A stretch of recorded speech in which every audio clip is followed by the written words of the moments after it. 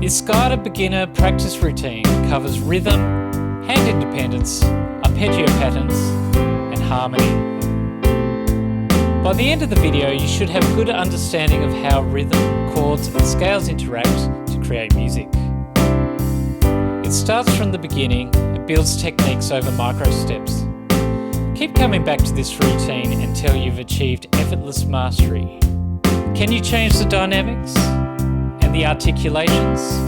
Do you have to think about where your fingers are going? Can you play soft? Can you play loud? That's what I mean by effortless mastery. Having that full freedom to express yourself through the music. If any of these exercises become too hard, pause the video, practice in isolation, or focus on the levels that you need to while the video continues to progress. Even though you might be practicing something different, you'll still learn something from listening through the video. If things become too easy, remember we are aiming for effortless mastery. But if it really isn't challenging you, think of me as someone in your band and jam along around the exercises that aren't challenging you. Whatever happens, the beat will keep going, so you can learn in the groove. I sincerely hope you enjoy this exercise and it helps you gain freedom for expression on the piano. Okay, let's start it off. 2, 3, 4. Our very first exercise is just feeling that beat under our fingers. 1, 2, 3, 4. 1, 2, 3, 4. So our first exercises are going to work on hand, rhythm and coordination. I'd also encourage you to work in the pedal when you feel comfortable. My rule of thumb there is hold it down at the start of the bar and lift just before the bar repeats again. Remember to curve your fingers and make sure your hand position is nice over the keyboard. We don't want our wrists sagging like this or too high like this. We just want a nice, relaxed position. Let's look at our second exercise. We're going to build a chord in the right hand. We're going to play it on beats 1 and 3, while the left hand keeps playing on every beat. To build a chord, we simply play 3 notes together with a gap in between, like I'm showing you here. This is a C major chord. We won't learn too much about chord theory for now, but just know there are major chords and minor chords that we'll look at. If you don't know how the sheet music works, that's okay. Just use your ear, but just to let you know for the first time, if you're looking at it, that the left hand is the bottom line and the right hand is the top line. Good, let's move on to our third exercise. We're going to play the chords in the left hand together. We're going to do a slight accent on 2 and 4. 2 and 4 is the backbeat of the groove. It's where the snare hits. So get really comfortable feeling that beat with the root note in the left hand and the chord in the right hand. With a little bit of an accent. Let's move on. So as well as feeling the beat, we can divide that beat into subdivisions. So now I'm feeling 2 notes per beat. 1 and 2 and 3 and 4 and 1 and 2 and 3 and 4. Notice I'm still accenting those strong beats. 1, 2, 3, 4 and 1. Let's play it with the right hand now. 1, 2, 3, 4 and 1 and 2 and 3 and 4 and 1 and 2 and 3 and 4 and 1, 2. If you're getting a bit tired of that, you can take a break and do other variations. But the main thing is that you're feeling the subdivision. Let's break it down now. 4 chords in the right hand, while the left hand continues to give us that 8th note subdivision. They're quavers in the left hand and crotchets in the right hand, or quarter notes in the right hand and eighth notes in the left hand. Now let's reverse the roles. Right hand.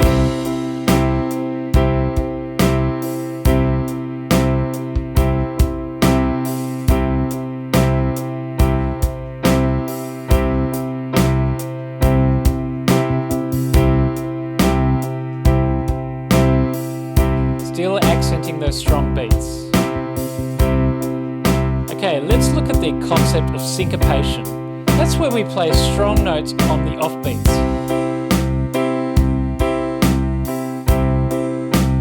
So in this example, the right hand's playing on the offbeats, apart from that first beat.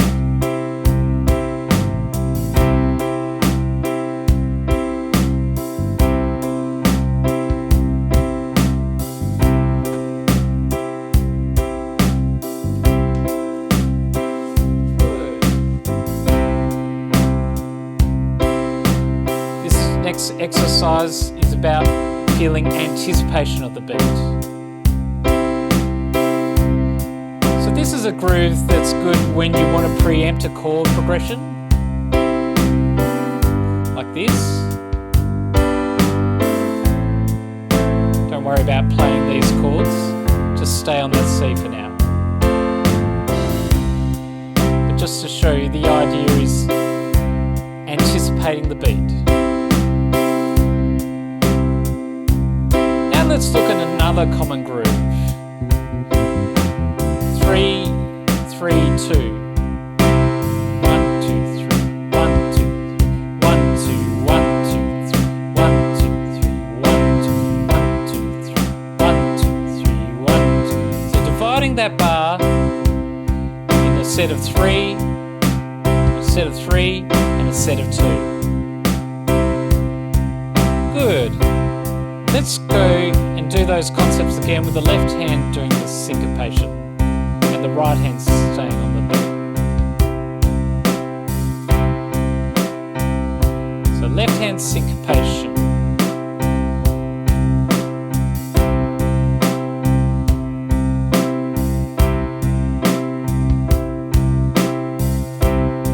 Now let's do left hand anticipation. Here we go. 1, 2, 3, and 4, and 1, 2, 3, and 4, and 1, 2, 3, and 4, and 1, 2, 3, and 4, and 1, 2, 3. So I'm not always playing that left hand on the first beat, but sometimes I do it to accent the starter bar. Now we're going to look at arpeggios. Arpeggios are ways we break up the chords. And in this case, I'm going to do a pattern where we split in the chord, like this. We'll do our anticipation in the left hand. 1, 2, 3, and 4, and 1, 2, 3, and 4, and 1, 2, 3, and 4, and 1, 2.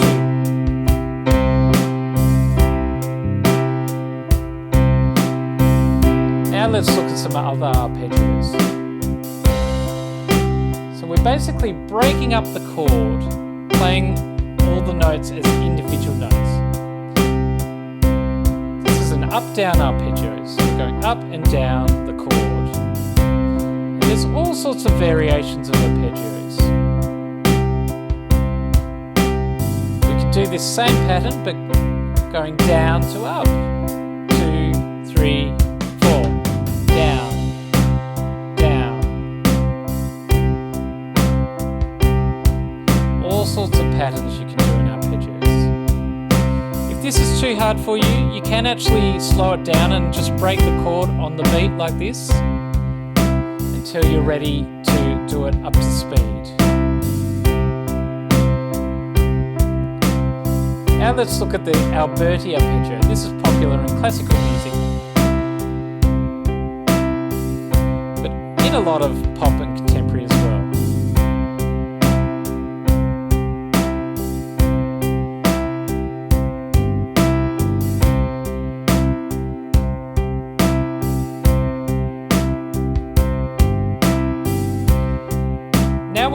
that 3-3-2 pattern, but doing it in arpeggios.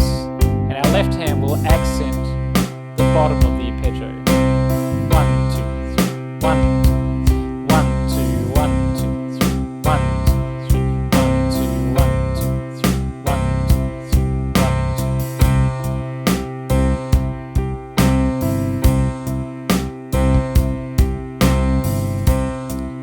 You can do the same thing, but taking the arpeggio downwards, like this.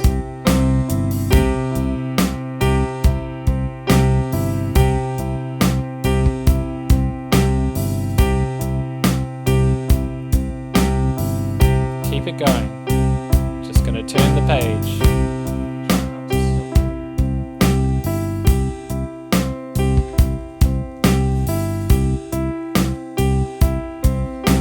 So they were all examples of right hand arpeggios.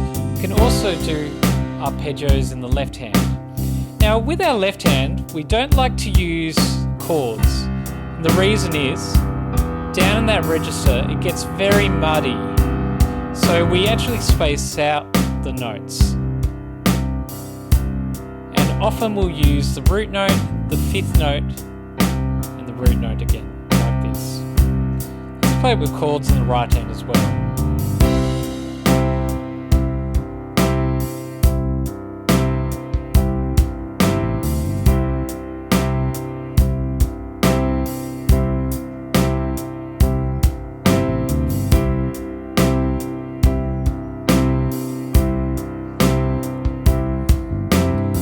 We can actually combine this with arpeggios in the right hand, like this. And there's lots of combinations we can do here. In this combination, the right hand's going down while the left hand's going up. That's called contrary motion. I could do similar motion, where they work in the same direction, or contrary motion, where they go in opposite directions. We can also do our 3-3-2 pattern in contrary motion.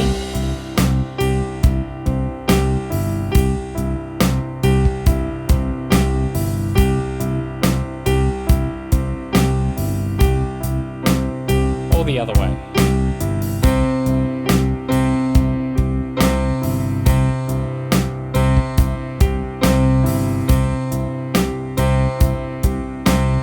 Great! So there are all the arpeggios I was going to cover today. Now we're going to look at harmony. And at this point of the video, if you want to start playing around with rhythms, you can. If you want to play with arpeggios, you can. But I'm going to keep this fairly straight just so we can tackle the concept of harmony.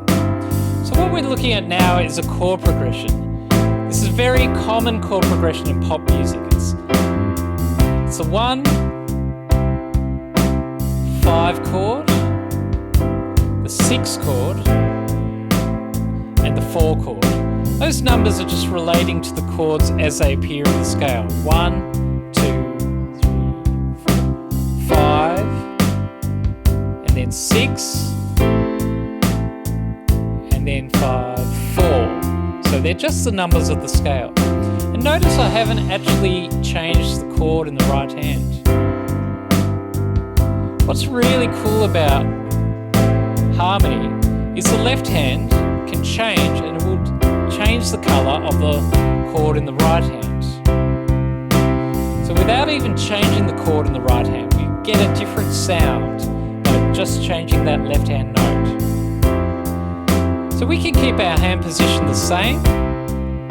We can change notes nearby without even thinking about chords and still get a brilliant sound. So I'm thinking in terms of hand position, changing notes as I feel like it, and using my ear to guide me on what sounds I like. So just have an experiment.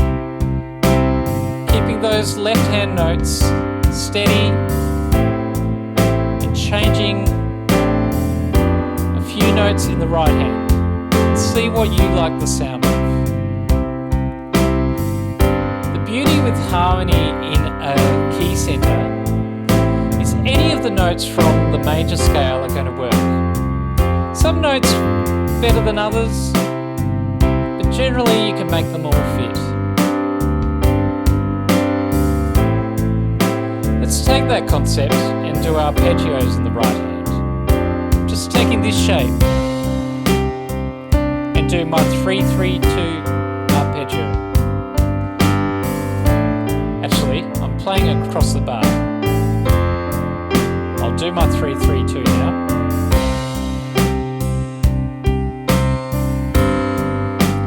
That's just from picking 3 notes from the scale. What if I change the notes?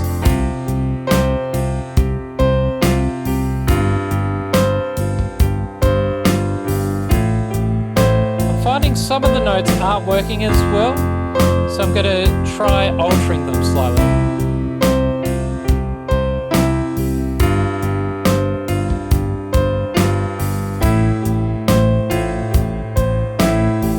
Let's try 3 more notes.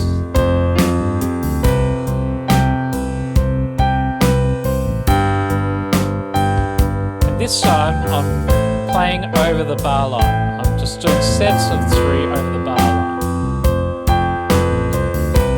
Just creating a riff.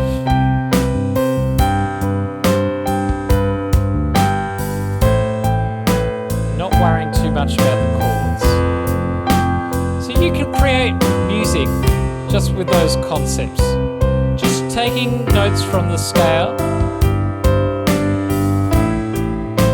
playing them with the root notes without knowing about chords. But of course, chords are handy to know.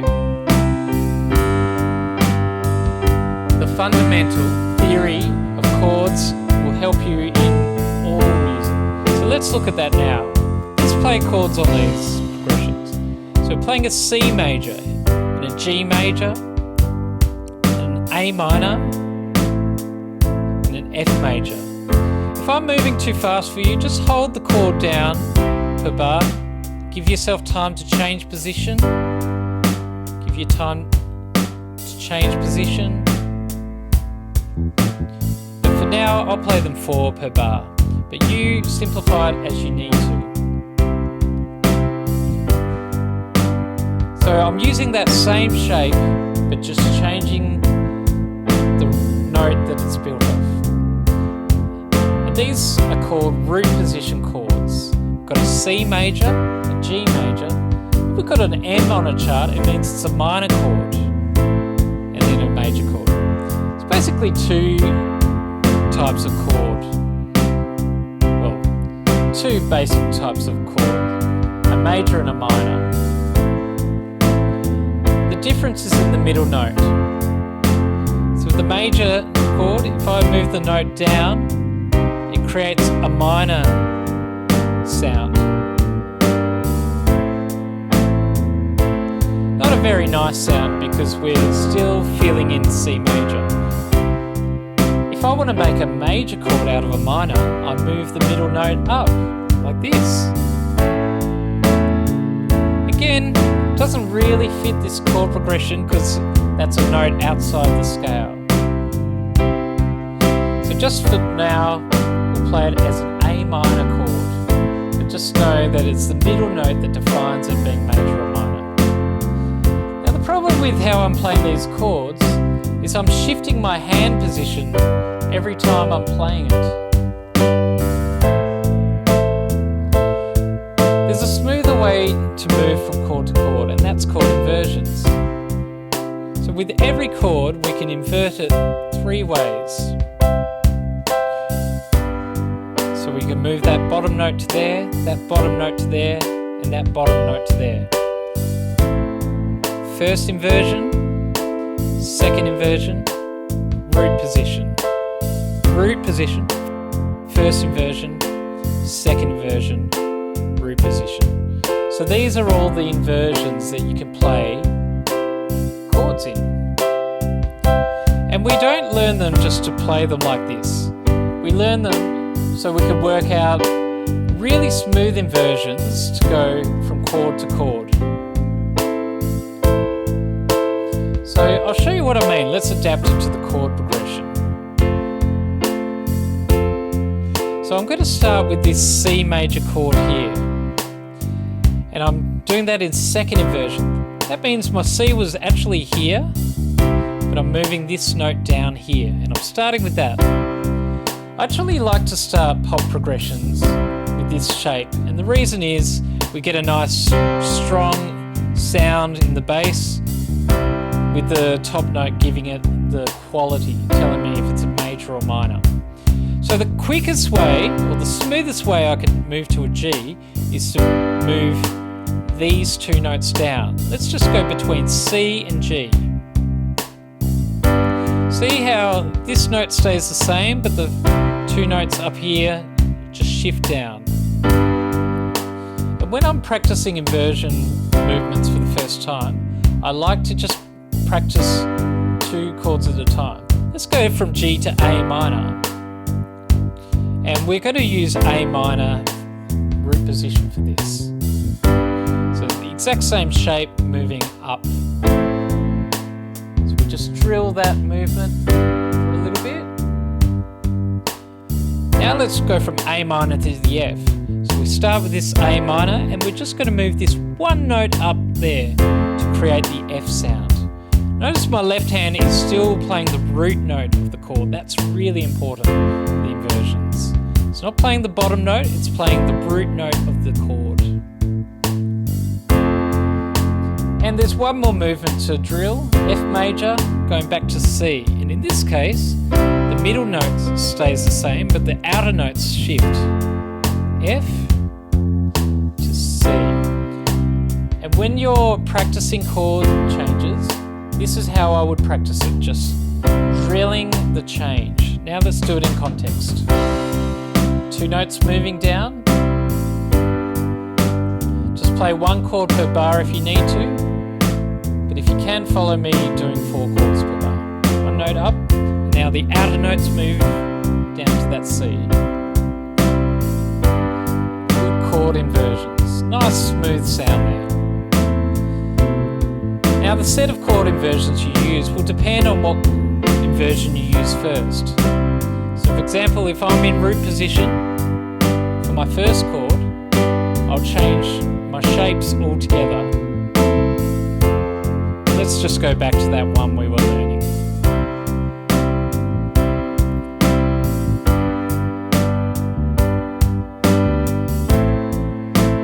Now let's look at the idea of colouring the chords.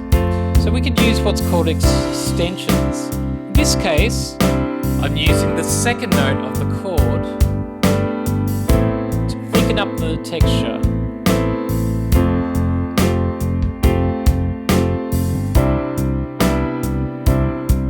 But we can use most notes in the scale. Use your ear and see what you like the sound of.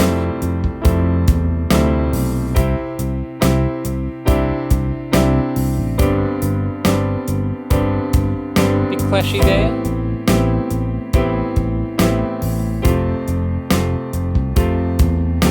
So yeah, we can just use any note from the scale just to thicken up the chord.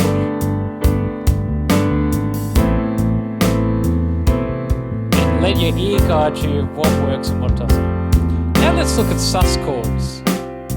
Sus chords don't have a major or a minor third, and they raise the third to create a suspended sound. This creates a sound of tension, or a suspended sound that wants to resolve onto the third. So we play these notes like this, which includes the fourth note of the chord. For every chord, we'll just do them in root position.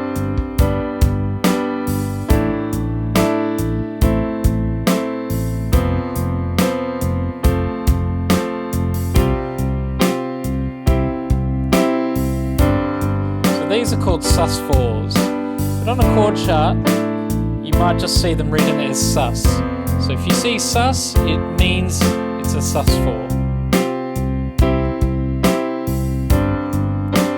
And that sound always wants to resolve to the quality of the chord. Alright, there's another type of sus chord. I'll just finish playing this round. where this was called the sus4, we've actually got a sus2, which is a similar concept, but we're just playing the second note of the chord like this.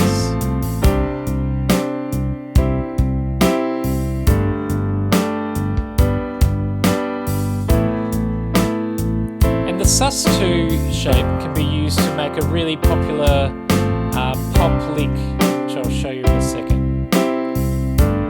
What we're going to do is flick the middle note and keep the outer notes holding down while that's happening.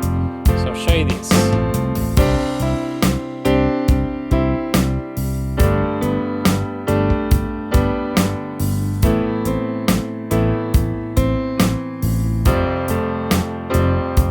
So I'm just moving those middle notes.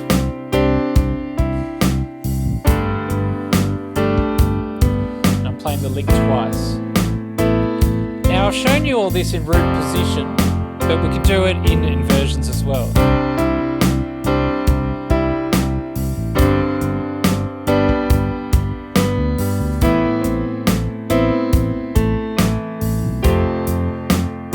See what I mean?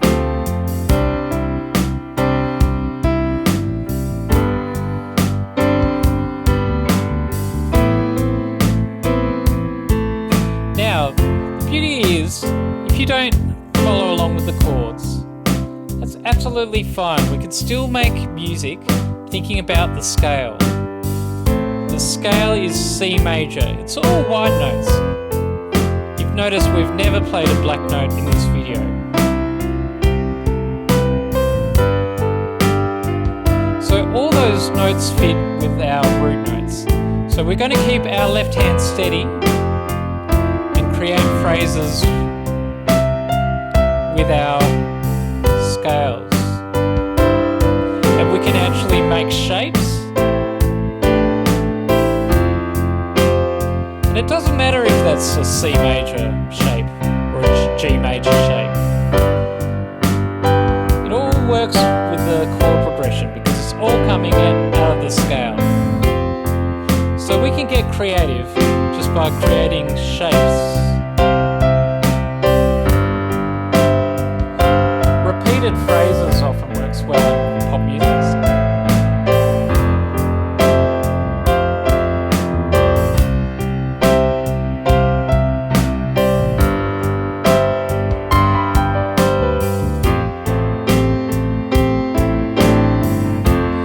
Awesome. So we've been talking a lot about our major chord progression, but every major key has a relative minor. So every major scale has three major chords that associate with it. The 1 chord, the 4 chord, and the 5 chord. So in this case, the C, the F, and the G. So these major chords, the 1, 4, 5, are always major in any key that you're in. But as well as the three major chords, we've got three minor chords as well. So that's the 6, 2, and the 3. You'll hear it sounds like the same kind of pattern, just the minor equivalent. So this is actually the relative minor of C major. So A minor is a relative minor of C major. So you can think the 6th chord in the progression is the relative minor. Now, in a chord progression, there's actually a really strong relationship between the 5 chord and the 1 chord. So if we think of this as a 1 chord in a minor key, and this is the 4 chord, what we might like to do is make this a major 5 chord, because it makes a stronger movement back to the minor chord. So sometimes you'll see that we make the 3 chord in a chord progression a major chord. And the reason is because it leads so nicely to our minor chord.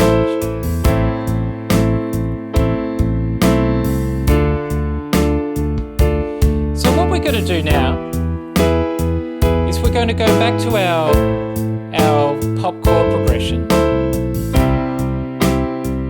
You'll you'll notice that we're going 1, 5, 6, and 4. But we can actually change the shade of this progression just by starting it on the 6. 4,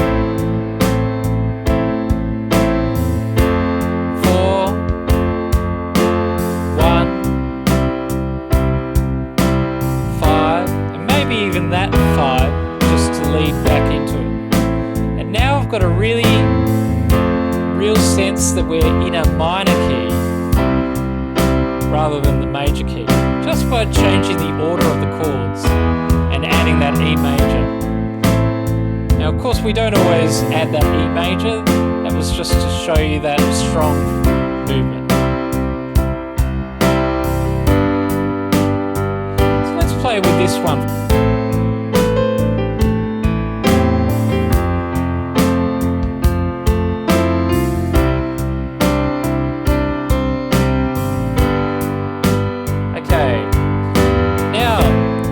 Dividing that beat in 2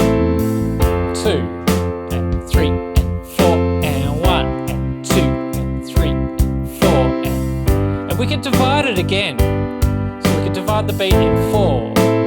1 E enter, 2 E enter, 1 E enter, 2 E enter, 3 E enter, 4 E enter, 1 E enter, 2 E enter, 3 E enter, E enter, 1 E enter, 2 E enter, 3 E enter, 4 E enter. Now that might be a bit tricky to play, but if you can feel that subdivision, it means you can add in 16th note feels in your chord progression.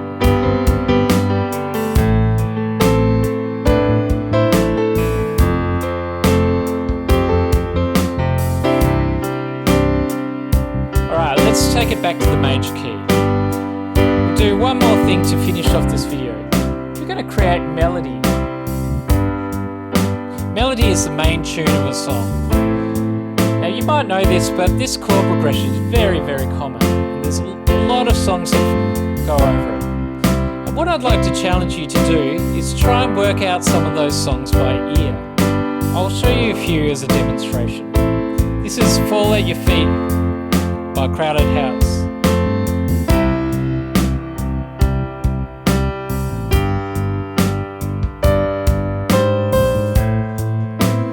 What I'm trying to do is play the melody at the top.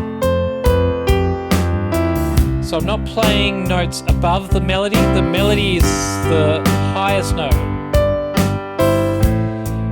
And with the rest of my hand, I'm trying to feel out the harmony or whatever I can from the scale.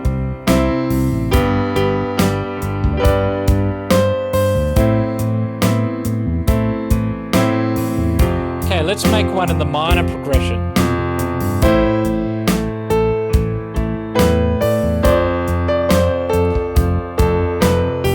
Zombie by Cranberries. Syncopation.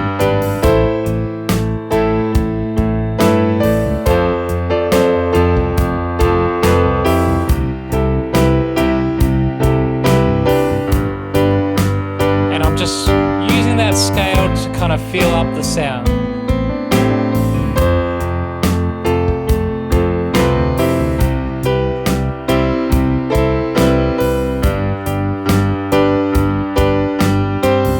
So you get the idea.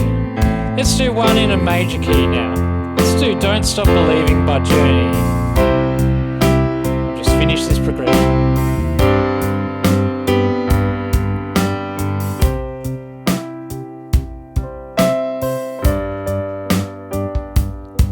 I'm changing the dynamics.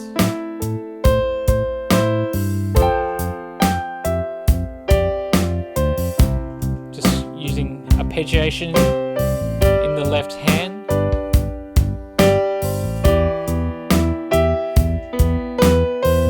And I'll just change the chord to fit the song there. So have a little play. It's a very common chord progression. See what songs you can work out by ear, just using that C major scale. So what's next for this exercise? Keep coming back until you've achieved effortless mastery across the steps. Pick a song and try and superimpose playing rhythms or harmonic and scale concepts. try and work out melodies from ear. C major is a great key to start in because we're all in white notes, but you'll find it gets challenging as you notice that other songs are in different keys. Repeat this exercise in the keys of E flat, G flat and A major. The reason I'm suggesting that is by doing those keys, it'll cover all the 12 major and minor chords that exist on the piano. So you can target those 4 particular keys, C, E flat, G flat and A major, to teach you all the chords. There will still be more key centers to learn, so I encourage you to play around in the keys of the songs you want to learn. So check the description for other links and further resources that might support you on your journey. Thanks for following me in this exercise, and I really hope it's helped you discover techniques to express yourself through music. Thanks for watching. I'll see you in the next video.